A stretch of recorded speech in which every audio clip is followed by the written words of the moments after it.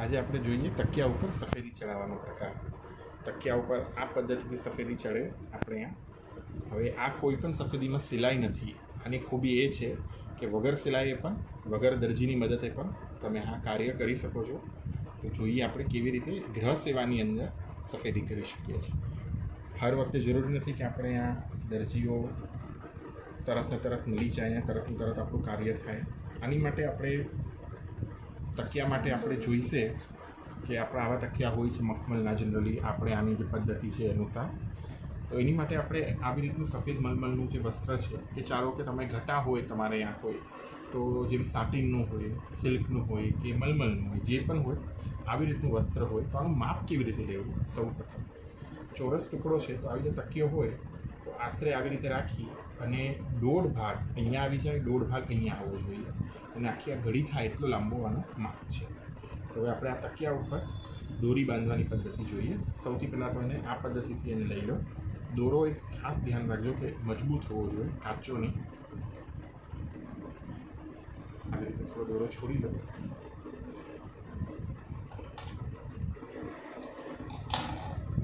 હવે આ દોરાને એકના બે ભાગે કાઢો.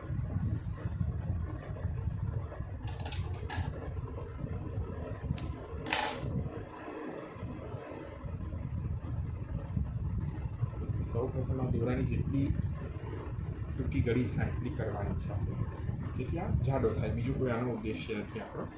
આ પદ્ધતિથી એક ભાગ અહીંયા મૂકી દો.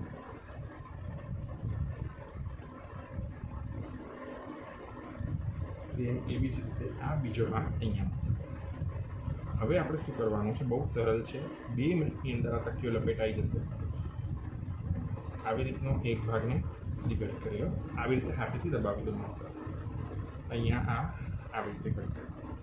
હવે આપણો આ જે તકિયો છે એને આવી રીતે પધરાવો કે આશરે એક આંગળી જેટલી આ જગ્યા બચવી જોઈએ બેઉ બાજુ.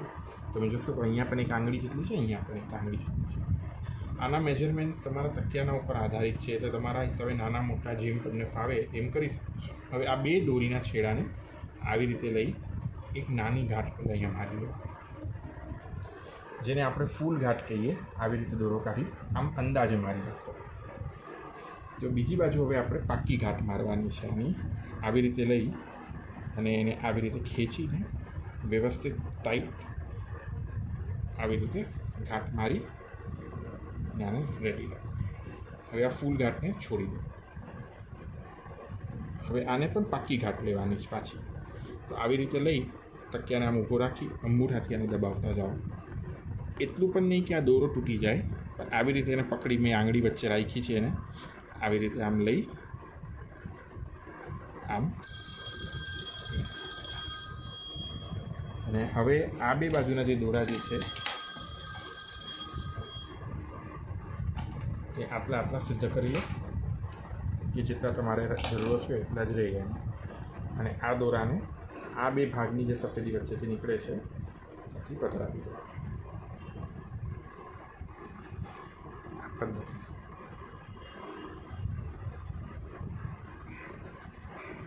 તમે જોશો તો આપણી આ સફેદી એકદમ સરસ ચડી બે બાજુથી રેડી થઈ ગઈ છે. હવે આ પટ્ટીઓની વાત આવે તો તકિયા પટ્ટીઓ ચાહે તો સરસ જરદોશીથી અને એવી બનાવી શકો છો તમે.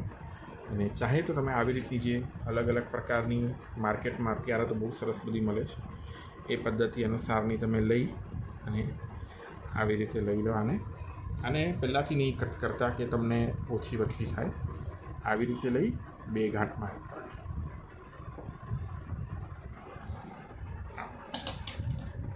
આને અહીંયાથી સિદ્ધ કરે. સેમ વે એવી જ રીતે અહીંયાની. તો આ સૌ જ એકદમ જ સરળ પદ્ધતિથી આ પ્રકાર છે કે જેમાં તમને જરાય સમય નહીં લાગતા. તકિયા ઉપરની સફેદી લપેટાઈ જશે આખી આ પદ્ધતિ.